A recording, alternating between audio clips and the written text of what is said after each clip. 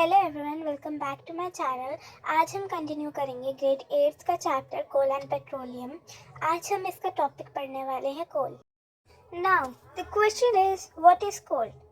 Coal is a hard and black colour material obtained from mines. इसका मतलब है कि कोल एक पत्थर की तरह सख्त और एक काला मटेरियल होता है जो हमें माइंस से मिलता है, मतलब कि जो हमें माइंस डिग करके मिलता है, माइंस को खोद कर मिलता है।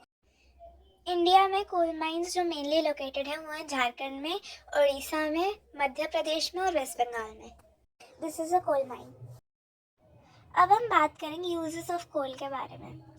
तो पहला यूज है coal is use to cook food. तो कोल एक ऐसा फ्यूल है जो हमारा खाना बनाने में हेल्प करता है। हमने देखा होगा या आपने देखा होगा कि बारबेक्यू में जो है कोल डला होता है और कोल पे खाना वो सेक के जो है वो पक जाता है। तो कोल एक ऐसा फ्यूल है जिससे हम खाना पका सकते हैं। So that's its first use. अब कोल का सेकेंड यूज क्या है? Earlier it was use in railway engines to produce steam to run the engine. अब पहले के टाइम में जो ट्रेन के इंजन्स होते थे उन्हें चलाने के लिए लोग क्या करते थे, लोग कोल को बर्न करते थे और उसमें से जो स्टीम प्रोड्यूस होती थी उसकी हेल्प से जो है वो ट्रेन का इंजन चला पाते थे। अब कोल का थर्ड यूज है it is use in thermal power plants to produce electricity. जो कोल है वो थर्मल पावर प्लांट्स में जो है इलेक्ट्रिसिटी प्रोड्यूस करने के लिए यूज़ होता है। कैसे? जो थर्मल पावर प्लांट्स है उसमें वो कोल को जलाते हैं, उससे हीट एनर्जी लेते हैं और वो हीट एनर्जी को वो इलेक्ट्रिसिटी में कन्वर्ट कर देते हैं। This is how thermal power plant looks. अब हमारा नेक्स्ट टॉपिक है स्टोरी ऑफ कोल, मतलब कि कोल बना कैसे। About 300 million years ago, the Earth had dense forests in low-lying wetland areas. तो यहाँ पे ये बता रहे हैं कि 300 मिलियन ago अर्थ में जो है बहुत घने घने फॉरेस्ट थे। कहाँ पर?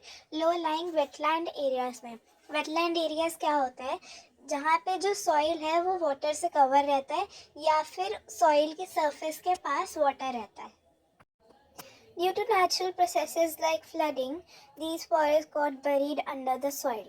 As more soil deposited over them, they were compressed. The temperature also rose as they sank deeper and deeper.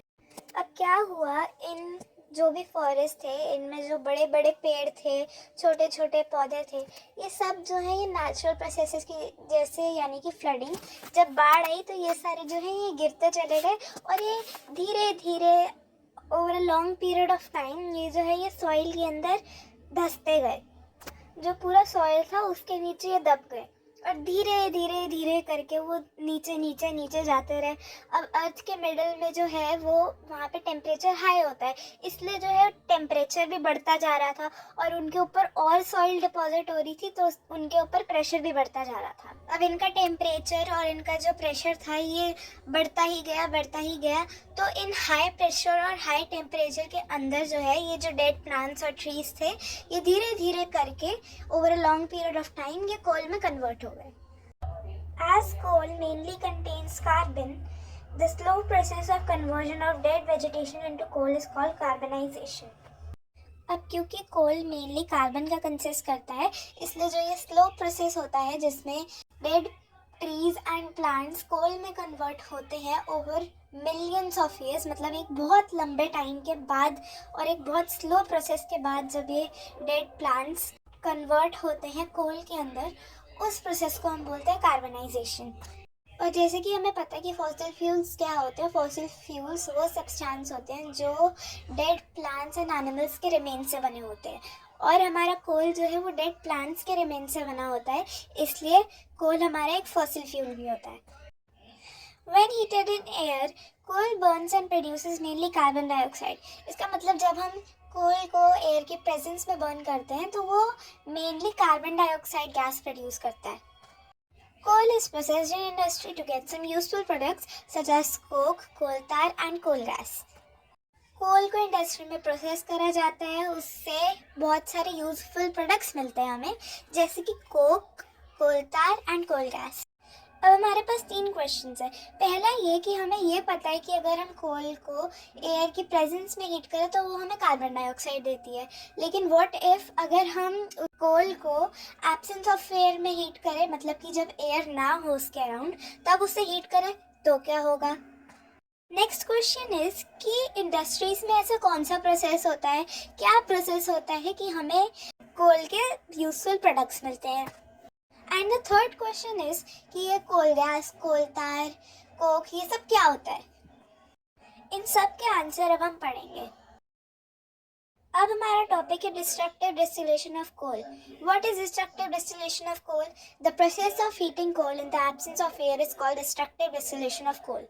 This process gives coke, coal tar, coal gas and ammonium compounds. Now what is destructive distillation of coal? जब हम कोल को absence of air में heat करते हैं, मतलब कि जब उसके आसपास कोई एयर नहीं होती, उसे तब हीट करते हैं, उसे हम बोलते हैं डिस्ट्रक्टिव डिस्टिलेशन. इस प्रोसेस को यूज़ करके इंडस्ट्रीज़ में कोल से यूज़फुल सब्सटेंसेस जो हैं वो हमें मिलते हैं, और वो यूज़फुल सब्सटेंसेस होते हैं coke, coal tar, coal gas and ammonium compounds. तो अब हमें अपने पहले क्वेश्चन का आंसर मिल गया. हमारा पहला क्वेश्चन था कि अगर हम कोल को एब्सेंस ऑफ एयर में बर्न करें तो क्या होगा. तो उसका आंसर है कि अगर हम कोल को एब्सेंस ऑफ एयर में बर्न करते हैं तो हमें उसके यूजफुल प्रोडक्ट्स मिलते हैं, that are coke, coal tar, coal gas and ammonium compounds. हमारा सेकेंड क्वेश्चन था कि फैक्ट्रीज में ऐसा कौन सा प्रोसेस यूज होता है जिससे हमें कोल के यूजफुल सब्सटेंसेस मिलते हैं. उसका आंसर है destructive distillation of coal. Factories में इस प्रोसेस को यूज करके हमें कोल के डिफरेंट यूजफुल सब्सटेंसेस मिलते हैं. अब इस प्रोसेस को हम डायग्राम की मदद से समझते हैं. इस प्रोसेस के अंदर दो ट्यूब्स का यूज होता है. ये होती है हमारी फर्स्ट ट्यूब और ये होती है हमारी सेकेंड ट्यूब. ये हमारा बर्नर होता है, इससे हम कोल को हीट करते हैं. अब जो ये पहली ट्यूब होती है ये एयर टाइट ट्यूब होती है, मतलब कि इसमें कोई भी हवा नहीं जाती अंदर, और इस ट्यूब के अंदर हम रखते हैं अपना कोल. अब ये जो पहली स्ट्रॉ होती है ये हमारी फर्स्ट ट्यूब को सेकेंड ट्यूब से कनेक्ट करती है, और सेकेंड ट्यूब के अंदर होता है पानी.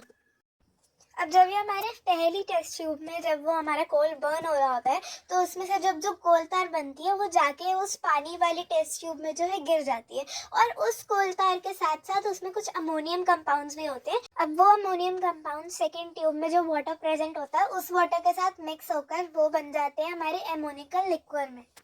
अब जो ये सेकेंड टेस्ट ट्यूब से ये जो दूसरी स्ट्रॉ निकल रही है ये जो होती है ये बाहर की तरफ डायरेक्शन में होती है. अब इसमें जो है वो कोल गैस जो है वो बन रही होती है और वो बाहर रिलीज हो रही होती है. अब ये जो पहली टेस्ट ट्यूब थी जिसमें हमारा कोल बर्न हो रहा था, अब उसमें जो रेसिड्यू बच जाता है, यानी कि जो चीज़ उसमें बच जाती है वो चीज़ होती है हमारी कोक. तो इस तरीके से हमें कोल के डिस्ट्रक्टिव डिस्टिलेशन से चार चीज़ें मिलती हैं. पहली होती है कोक, सेकेंड होती है कोल गैस, थर्ड होती है कोल तार एंड फोर्थ होता है अमोनियम कंपाउंड्स.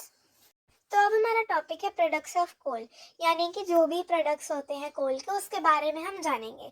ठीक है, तो पहला प्रोडक्ट जिसके बारे में हम पढ़ने वाले हैं वो है हमारा Coke. It is a tough porous and black substance. It is an almost pure form of carbon. तो इसमें क्या कह रहे हैं ये कि कोक जो है एक ब्लैक सब्सटेंस होता है और ये बहुत टफ होता है. ये जो है ये पोरस सब्सटेंस भी होता है.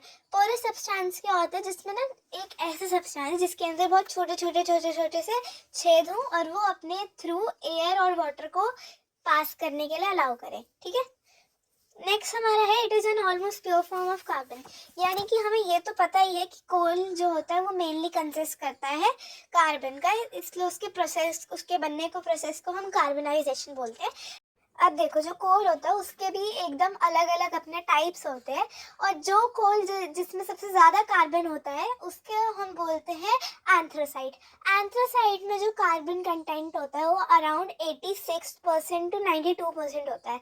And if you talk about Coke तो उसके अंदर जो कार्बन कंटेंट होता है वो अराउंड 95% टू 98% होता है. तो यानी कि उसका जो कार्बन कंटेंट है वो कोल से ज़्यादा होता है. इसलिए कहा जाता है कि जो हमारा कोक होता है वो प्योरेस्ट फॉर्म होता है हमारा कार्बन का. Next, third point is coke is used in the manufacture of steel and in the extraction of many metals. तो ये जस्ट उसके यूजेस बताए हैं कि कोक को स्टील बनाने के लिए यूज़ करा जाता है और बहुत से मेटल्स को एक्सट्रैक्ट करने के लिए उन्हें निकालने के लिए जो है कोक का यूज़ करते हैं. अब हमने कोल के पहले प्रोडक्ट कोक के बारे में पढ़ लिया, अब हम पढ़ेंगे उसके दूसरे प्रोडक्ट के बारे में जो है कोल तार. It is a black thick liquid with an unpleasant smell. It is a mixture of about 200 substances. तो इसमें बता रखा है कि ये जो होता है, ये जैसे पिक्चर में दिखा रखा है, ये एक ब्लैक कलर का लिक्विड होता है और ये बहुत थिक होता है, मतलब कि एक थिक कंसिस्टेंसी होती है इसकी, और इसकी जो है अनप्लीजेंट स्मेल होती है, गंदी सी स्मेल होती है। और कोल tar 200 सब्सटेंसेस का एक मिक्सचर होता है। अब थर्ड पॉइंट क्या है? Products obtained from coal tar are अब थर्ड पॉइंट क्या है? Products obtained from coal tar are used as starting materials for manufacturing various substances used in everyday life and in industry like synthetic dyes, drugs, explosive, etc.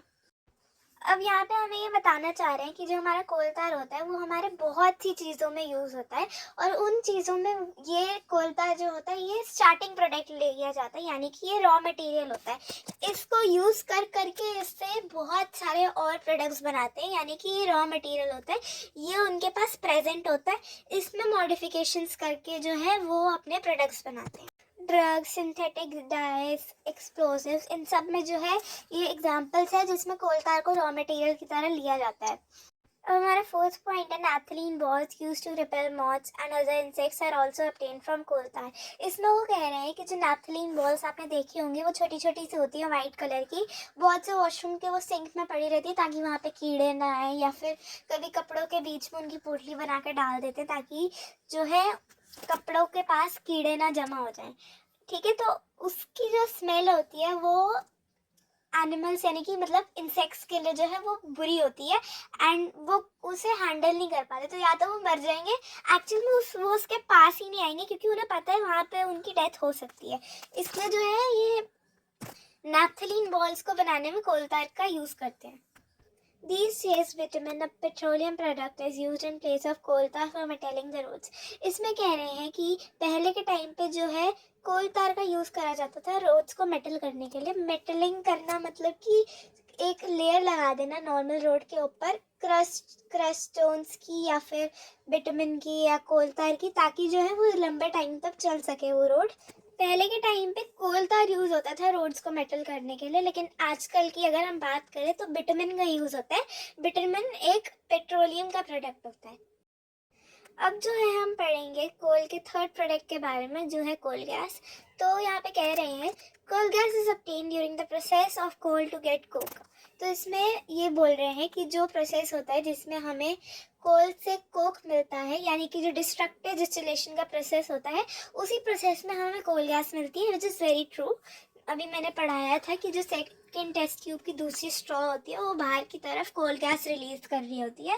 तो बस इस point में यही बताया है। नेक्स्ट पॉइंट है it is used as a fuel in many industry situated near the coal processing plants. तो इसमें कह रहे हैं कि कोल गैस को एक फ्यूल की तरह बहुत सी इंडस्ट्रीज में यूज़ करा जाता है। उन इंडस्ट्रीज में मेनली यूज़ करा जाता है जो कोल प्रोसेसिंग प्लांट्स के आसपास होती हैं। कोल प्रोसेसिंग प्लांट्स क्या होता है?